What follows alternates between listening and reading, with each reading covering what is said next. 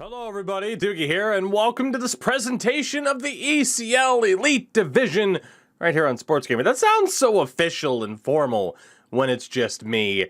We're back again, similar to what we had at the beginning of this season, where of course I conducted our preview show, and can you believe it already, just a few short weeks later, here we are, the regular season for the Elite Division has wrapped up. A 5-week sprint, 30 games played for all teams, as crazy as that is. And today, we're going to talk about the season that was, as well as dive into a little bit of a playoff preview. So first and foremost, I want you to take a look at this. These were, there we go, the projected standings that we had from our preseason poll. Again, there were no staff members involved in this, no viewer voting whatsoever. The preseason rankings were built solely off of anonymous polling from the captain of each squad. So this was what our captains thought, aggregated scores, of course, as to where these teams would finish. And of course, as you are seeing on your screen now, we know where everybody finished and how this season happened to go for them. So what I want to do today is, before we talk about the playoff teams, this was such an interesting battle all season long, and especially down the stretch for so many of these teams. I want to shine an appropriate amount of spotlight on each and every one of these clubs before we get into talking about the playoffs. And I want to start off with the team. Man, they fought like hell, didn't they? But in 16th and automatically relegated back to the Pro Division were the Pro Division champions from ECL 12, that being Aurabro Hockey. Again, they were able to beat Team Leisure in 6 games in the final last year. Their first season in Pro, as you get a look here at the skater lines as well. And it's interesting to see how this is played out, because for the most part, outside of the likes of the projected lineup this season, which was Mumsy at center, who only played half the season, and you had Amadi as well returning to the Elite Division, there were a lot of rookies in this lineup, some lineup changes there as well. And I thought they did pretty well, given the circumstances. But as you can see by the point totals, the only player who was above a point per game pace was Isandar, who only played the final 6 games of the season. So clearly, goal scoring, when your leading scorer only has 11 goals, goal scoring was a massive issue. On the flip side, Sorsa played all 30 games, still had a pretty solid 78% save percentage with a sub 3 goals against average. I honestly don't think that's bad, given that this team only won 5 games. So unfortunately for them, you know, I think you have to say it. It's just the offense wasn't what they needed it to be. I think by the fact that in the last game that I got to cover, we saw Amadi drop from forward to defense. It just kind of showed that that lineup wasn't as solid as they needed it to be. And as we'll see, of course, throughout the Elite Division, we've learned this year, or at least we were reminded at the very least, that you need that solid 6, maybe the occasional depth player in there. Once you get into 8 skaters in a season, it starts to get a little bit sketchy. So we will see Aurabro back in our Pro Division next season. I think there's a very, very good chance, though, that they could be back sooner rather than later.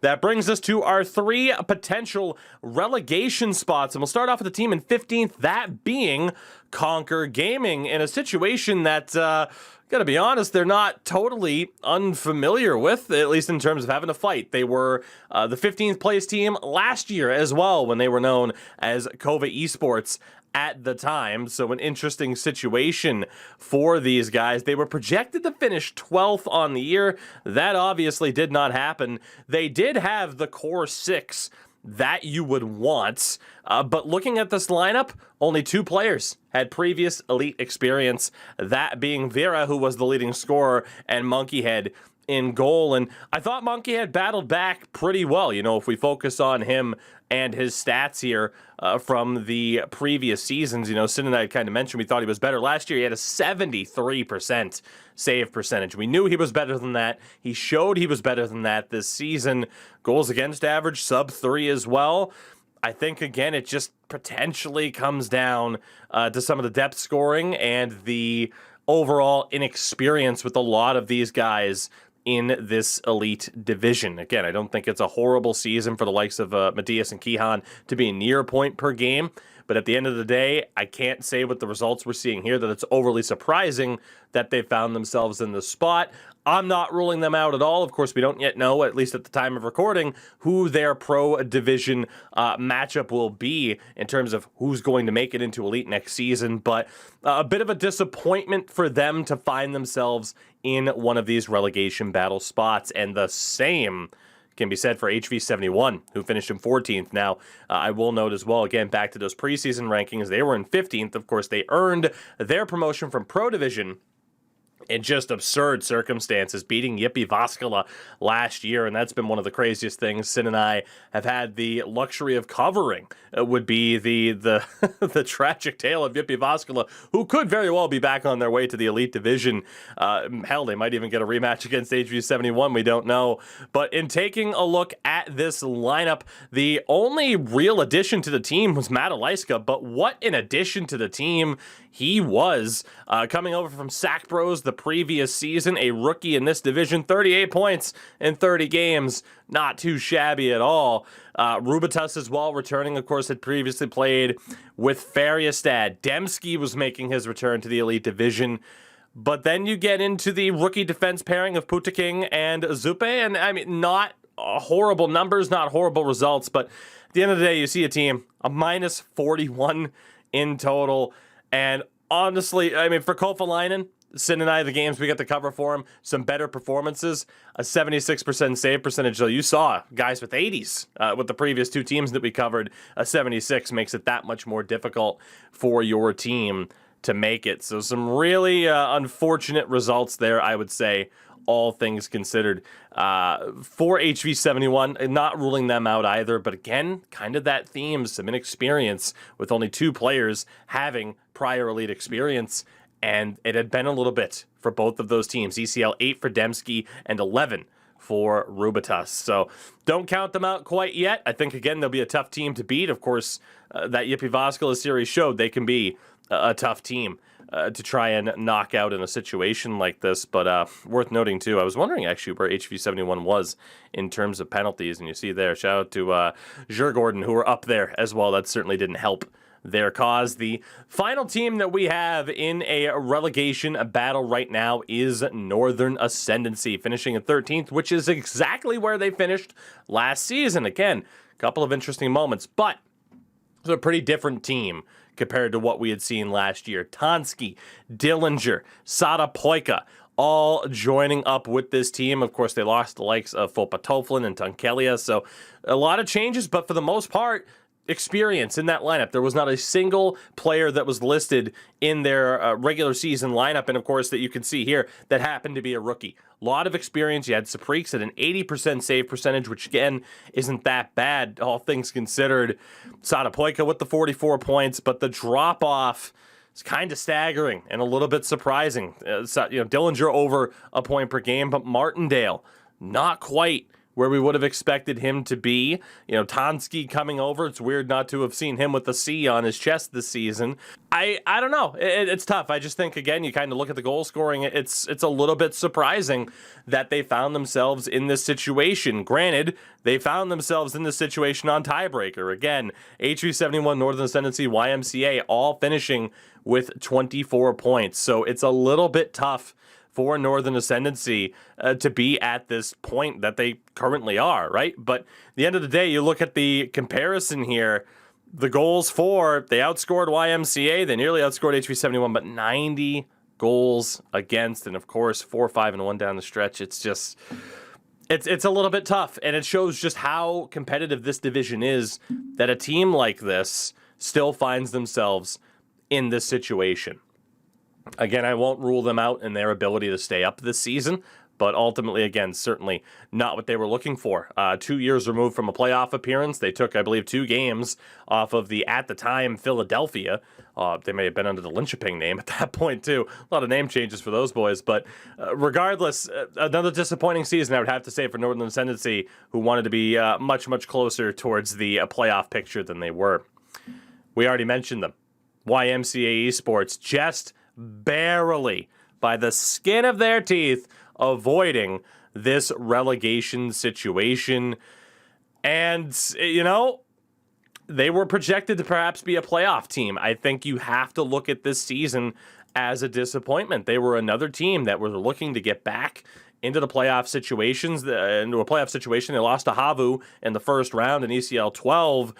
In terms of changes, I mean, they were affected a little bit. You lose Timothy. He went back to Deadly Phantoms in Pro. Moja also leaving. They bring in Rimpe and Sokolo to replace. Solid replacements, as you can see. I mean, Rimpe, 14 points from the blue line. Sokolo as well to 22 points in 30 games. But it just wasn't enough. They lost a little bit too much offensive firepower in losing the players that they did.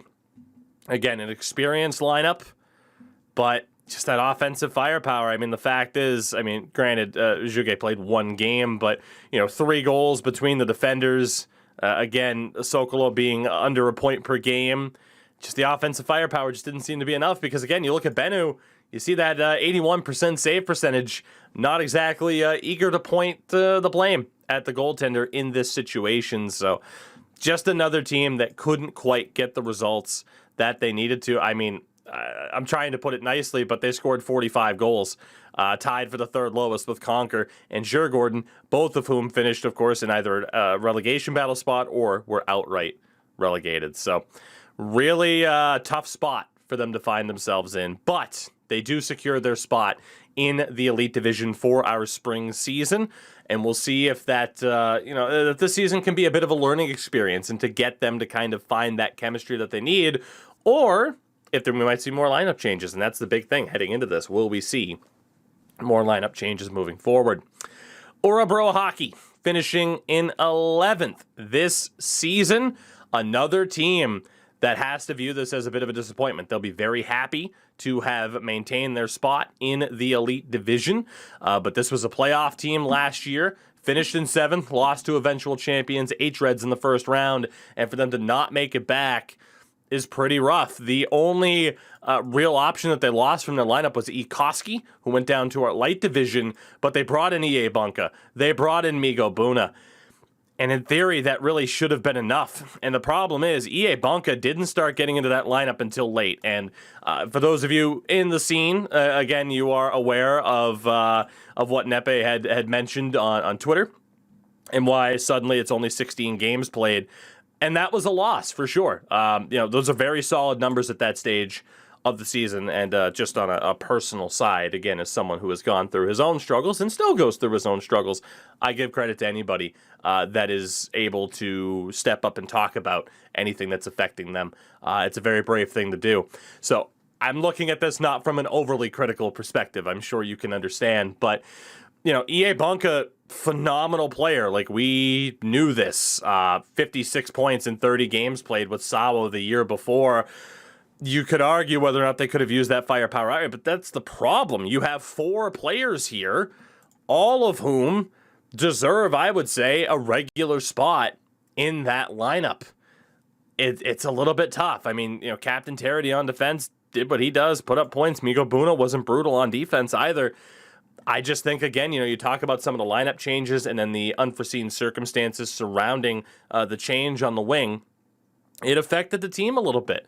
The scoring, not in a negative sense. I'm not putting blame on anybody, obviously, right? But it's just, you have that much talent, and unfortunately, again, you got to sometimes sit people out. It's great to have amazing depth options. At the same time, we do have to look at Ellie Kamel, who I think, off of some of the performances Sin and I got to see, unfortunate to finish with a 76% save percentage. We saw some much better performances than that, but this is another team I look at to say, it's just a matter of the competition and the difficulty of this division that a team as good as Aurabro Hockey found themselves with a losing record and outside of the playoffs. But again, 90 goals allowed as well certainly is not going to help.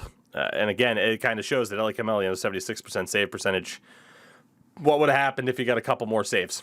That is a team, though, that did finish a decent chunk out of the way in terms of the playoffs.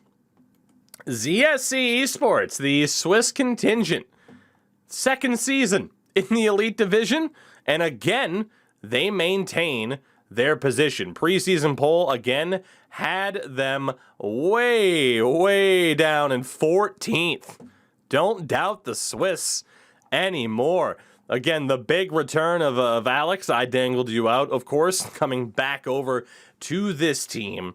And what they were able to do, again, this season, I mean, again, you're talking about guys who all now have that little bit of experience this season. Snus as well, not too bad in terms of numbers. Tony, I mean, really good numbers on defense. Of course, we saw Freeman play a little bit down the stretch as well. He and Birkadal, 16 games each.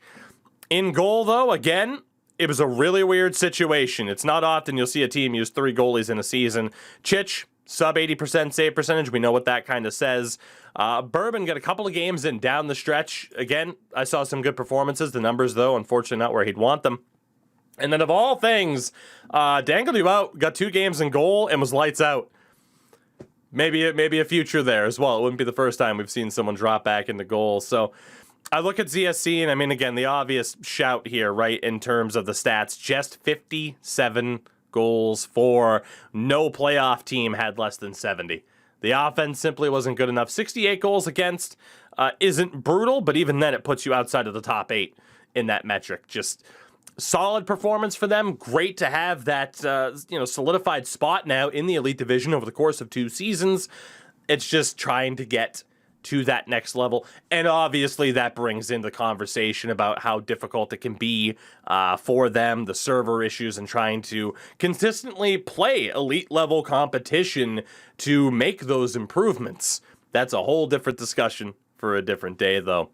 Our final non-playoff team, Roots Gaming, of course, not the previous incarnation that we knew of Roots. This was the promoted Boxing Elite from our Pro Division, who lost in the semifinals actually to Djurgården in Season 12, yet they are the ones who find that solidified spot and were the first team out, of course, by the end of the season. Roots falling pretty far behind Goons and Granite. But for Roots, I mean, again, you are looking at a team that had the majority of their lineup be rookies. You did have Nordsman, who joined up alongside Vodi and Yantes as well, but a lot of rookies in this lineup. They lost quite a few people as well. Dest Eagle had 25 games played. Svetshenko, correct me if I'm wrong there, had also played quite a few games in the previous season down in Pro. But all things considered, they did pretty well. Lexa, the captain, phenomenal. And I think someone who might just have a shout for Rookie of the Year. Again, very much looking forward to our awards that will be unveiled during the championship broadcasts. As always, we have the captain's vote on that as well. Limu, another rookie, very solid. Sampi as well, over point per game. Those aren't bad numbers for guys who don't have this elite experience. Nordsman and Vodi, I thought, again, pretty strong. Vodi also a rookie. Very good numbers, but again, you see it. That magical number of an 80% save percentage just wasn't quite there. But Yantes was the guy that kind of took over. Heading into the preseason, I had asked the captains, hey, what are your lineups going to be? And Mehis was the guy that was going to be standing in. Only 4 games played by the end of the season. I won't pretend to know what that situation was. Didn't have the time to ask. But regardless, a solid season as well. Like, that is all you can hope for when you're talking about a team like this, because you see Djurgården winning Pro Division last year, not being able to keep their spot, but Roots do. ZSC, former Pro Division team, have kept their spots now for 2 seasons running. It's very, very difficult to do. So for these 4 teams, they got to be feeling very good. Don't rule out these 3 teams in terms of keeping their spot and being here for our spring season. Djurgården, though, tough spot. We might see them back for ECL 23. It does bring us to our playoff teams. I want to start off, of course, with Goons and the season that they had, because unfortunately for Goons, another team disappointing. I think it has to be said, based off of what was expected, projected to finish 4th after losing to Färjestad in round 1 in ECL 12. Expectations were incredibly high, and rightfully so. As you look at this team, they brought in Jay Toro, who is a premier defenseman in this division and has been for a long time, and their goal was to obviously make it back to the playoffs. They don't have the seeding that they would have hoped for, and that means they have a very, very tough matchup ahead of them. But obviously, again, you look at these numbers. Pika Roger, last year's Rookie of the Year, leading the way, 32 goals, very solid numbers. Kriketsi as well, someone with that Elite Division experience, 46 points. Leitinen, new addition to the team alongside Jay Toro. Very strong numbers with big shoes to fill as well. As a rookie with IQ the season prior, only had 36 points in 30 games, so he upped his game. And having to replace someone like Jurgeli, not easy in the slightest. Jay Toro on 18 points, and then Viba as well on 18 points. Maybe not as much as you would have expected from the blue line. Vincona on 80% save percentage. They're good, but I don't think you can avoid the consensus in saying that they underperformed a little bit. Again, the offense, top 6, not bad. Goals against in that bottom 8, not bad. But again, it just goes to show how tough this division is, that a team like Goons can go 17-9-4 and only be our 8th seed off of tiebreaker with Granite. So very tough matchup ahead for them. Tough matchup, maybe an even more interesting matchup ahead for Granite Gaming. Of course, the previous Vesa Pampa had finished 10th the season prior, but the massive changes as the Laymanens and Antonio Manning come back. Furion joins up as well. And what an interesting season they had. You had Ekin, of course, who was one of the lone holdovers that was still on this team from last year. Very solid 50 points. Zovi on 42, Antonio Manning on 42. Furion and Laymanens, though. Shout out to Furion, who, of course, scored a goal right at the death in terms of his season. But again, the season prior, you're able to look there. 34 points for Färjestad. It's a little bit disappointing. Laymanens, the captain, the acquisition of the year, the best transfer, of course, as Färjestad was able to pick him up. 43 points in 30 games. Different team, different style, trying to get your synergies down, but the lack of production compared to what we might have expected for a team that was projected to finish 6th, it's something that we're going to have to look at heading into the playoffs. And goaltending as well, both under that 80%. Very intrigued to see what happens there. Again, something else that we'll have to get clarified before the broadcast, but what is the goaltending situation? Because we have seen teams like Havu run a split and just say we're sticking with it. So very intrigued there because the numbers were incredibly close. But you look for Granite, 70 goals for, 63 against. Maybe not, again, quite what they were looking for. I mean, 7th in terms of total goals. Goals against, though, 8th. Maybe not as, pun intended, rock solid on the defensive side of things that we may have expected. And that brings us, everybody, to maybe, it's tough to say it's the shock of the season. It's one of them at the very least. Havu Gaming finishing in 6th, losing out on tiebreaker to IQ. Absolutely stunning. They lost to HREDs in the second round in ECL 12. They bring in VP, they bring in Wiegelson as they lose Jay Toro and Pawanso. And, for a team that was projected to finish 3rd, it's again, just stunning that they're here. Wiegelson, phenomenal season. Absolutely phenomenal. Dominointi was great. Flyer Kungan was great. But we also know that Dominointi and Flyer Kungan are capable of a little bit more. It's not all that long ago. ECL 10, 64 points, 67, 50 last year, and now this year back up to 58, but still solid numbers, all things considered. And then again, the captain for Flyer Kungan wasn't all that long ago. Again, we know he's capable of 50 points. We also know he's capable of 75 points in a season. So, well, the offense was great. It maybe wasn't exactly to the level they wanted it to be. Great additions from the defensemen there. Absolutely phenomenal in terms of the points they provided. Goaltending-wise, Sibelius, Hanselino. Hansu with that 82%, but we almost expect better for a former face of this league. It's one of those things where, again, you just look at the standard of competition. 87 goals for, the second most potent offense in the league. 52 goals against, 4th best. Yet somehow they find themselves in 6th. Sometimes the numbers just don't seem to add up. Creates a very interesting first round matchup for them, doesn't it? We'll talk more about it in a second.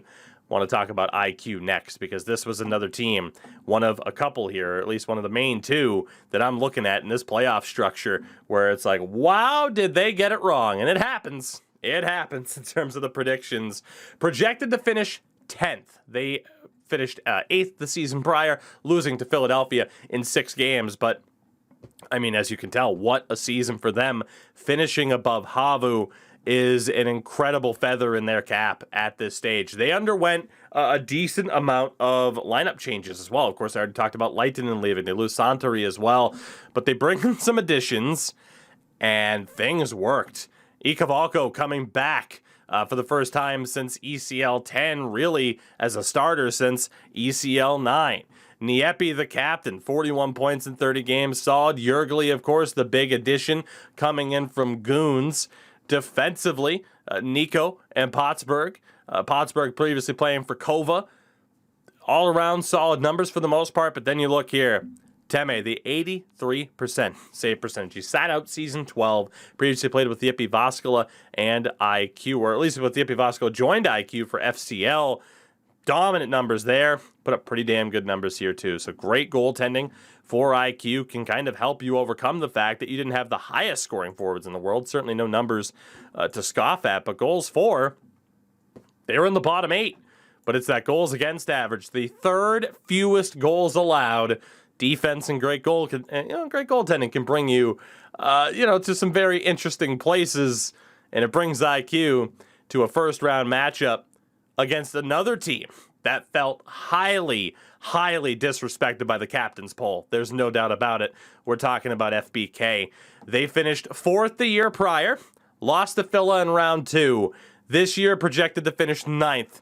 They weren't having that. And look, I can understand why people may have doubted them. I kind of doubted them a little bit myself. You lost Lehmanens, you lost Furion, you lost Antonio Mannin. How exactly are you going to replace that? Well, we found out how they're going to replace that with 38 points from Fopa Toflin. A very solid performance from Sebi Larson, another guy who showed his willingness to step up into the play and make things happen with 9 goals as a defenseman. And then they bring in Mr. Nipsley, and I know he wasn't the most happy with his performance this season. He said as much on social media. But this is a guy that stepped in after the previous version of Sawo collapsed right before the beginning of the season. Steps in, helps solidify things on the back end. Maybe played one of his better seasons, even if he wasn't necessarily happy with his performance or just kind of the craziness, the hectic start to his season. This lineup made it work. Flat out. I mean, Afe, 29 goals in 30 games. The man underperformed by his standards.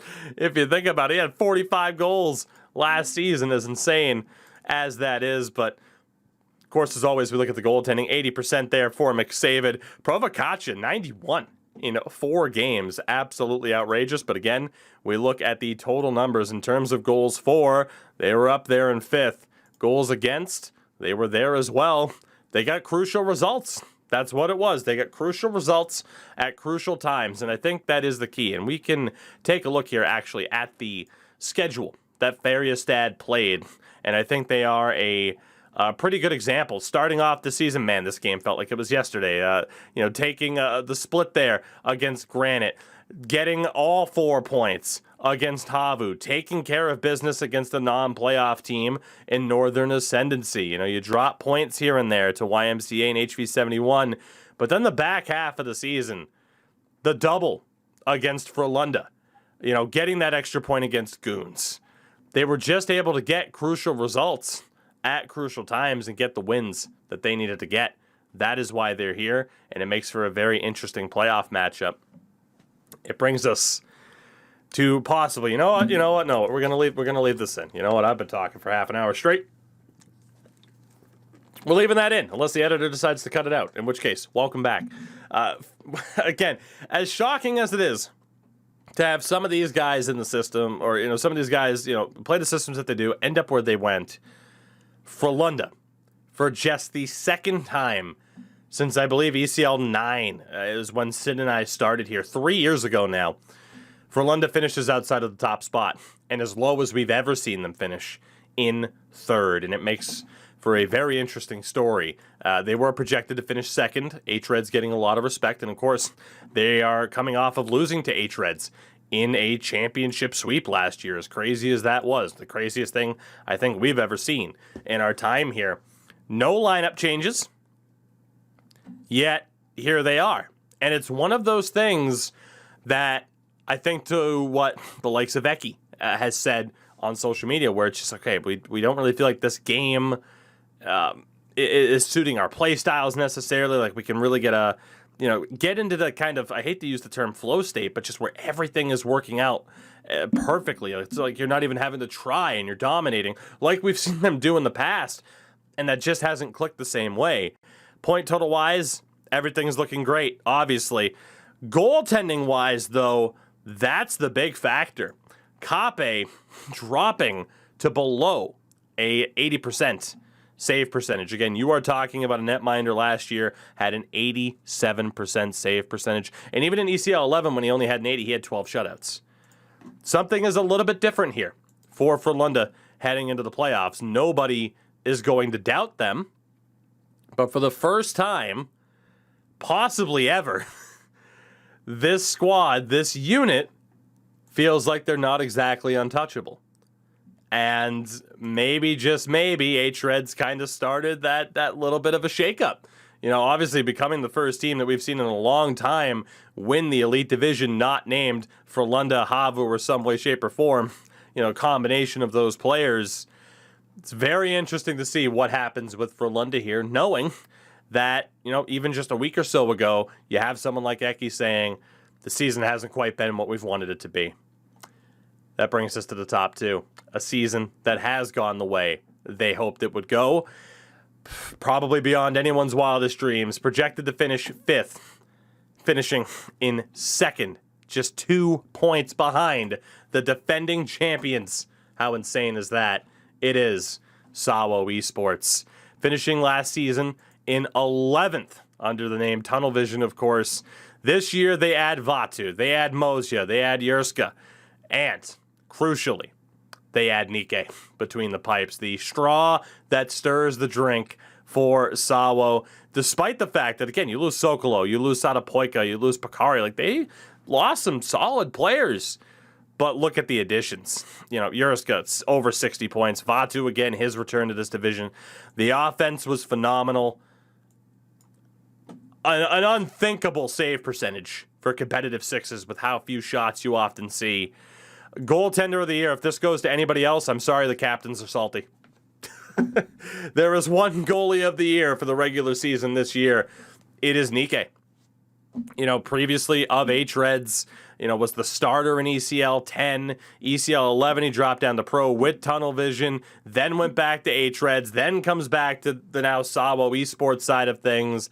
It's been a very interesting journey. This is one of the best individual seasons we have seen. Skater or goaltender, does not matter. You could argue if we had an outright MVP of the regular season, Nike should be the one to get it. Absolute insanity in terms of those numbers. And for Sawo, third best offense in the league, fewest goals allowed. It is really that simple. That was their key to success. Great team defense and even better goaltending. But it was not enough, was it?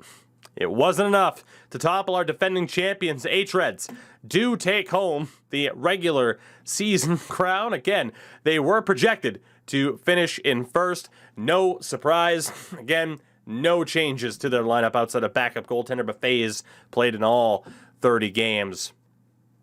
This team is a juggernaut until proven otherwise. Villapoika, absolutely insane. Just keeps getting better and better. Nicky Dangles, too. You know, we've seen him go from Rookie of the Year to now being one of the premier players in all of competitive sixes. And then this defense pairing.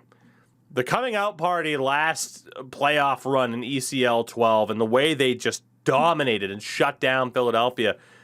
How are they possibly going to be able to build upon that? And they do. They do. They are still just as good as ever, if not better. And in goal, FaZe, former Rookie of the Year, former MVP of the playoffs. I think even Goaltender of the Year now as well. 83% save percentage. It is tough to imagine this team falling anywhere short of at least another championship appearance. And that should very well be the case. The only team to break 100 goals, they had 20 more goals than Havu.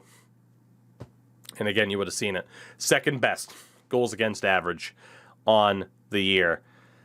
Absolutely ridiculous. Now, the one thing that could get them into a little bit of trouble, third most penalty minutes, and one of 3 teams in the playoffs to find themselves in the top 8, alongside, of course, Frölunda and Färjestad. So they got to watch out for that. But that does bring us, of course, to the playoff bracket. It is set in stone. HREDs will take on Goons. Very unfortunate matchup for Goons, and a tough, tall task ahead of them there. Certainly HRED's the favorites.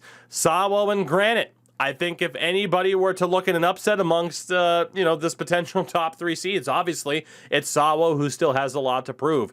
We have seen in the past, hate to bring it up again to the Yippee Voskala boys, Auntie and company, I am sorry, but you are looking at a team that hasn't proven it in the playoffs yet.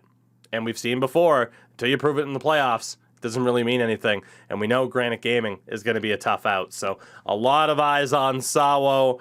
And then, who saw this coming? Again, Sin and I have been here for four or so seasons now, and this was the matchup that everyone, or at least not everyone, but this was the matchup, the consensus matchup to say, oh, until these 2 teams disband, this is the final every year. That is not the case. The unthinkable. Frölunda and Havu in the first round. One of a consensus championship favorite. Again, as long as they're here, they will be championship favorites. One of them will be knocked out in round 1. Insanity. And then Färjestad and IQ, I'm looking forward to that very much as well, because both of these teams deserve, I would say, to have that chance to make a semifinal and then see if they can take that next step, and they will have the opportunity to do that. So, again, an absolutely incredible season. You guys probably would have seen the stats on your own, but again, you look at what HREDs were able to do in leading the way. How much will these stats matter? How much will it matter that Villapoika had 47 goals to Eki's 38? We're going to find out. I am so excited for the start of the playoffs. It is unreal. I have found myself sitting here browsing the stats page, just looking to be like, oh my God, how did this work out this way? How was this guy so good? With that, everybody, thank you so much for joining me here on this little recap of this season. Again, glad I can kind of bring these to you guys to just talk about the season that was, because in case you haven't noticed, I'm long-winded on the broadcast as it is. I love talking about this stuff and the little details, of course, that are built to within this season. So I will turn it over now to me, probably, at least if you're watching this live. I will turn it over to myself and Sin. We are about ready to begin the ECL 22 winter season playoffs. Who's going to go all the way? Who's going to win it? We're going to start finding out very, very soon.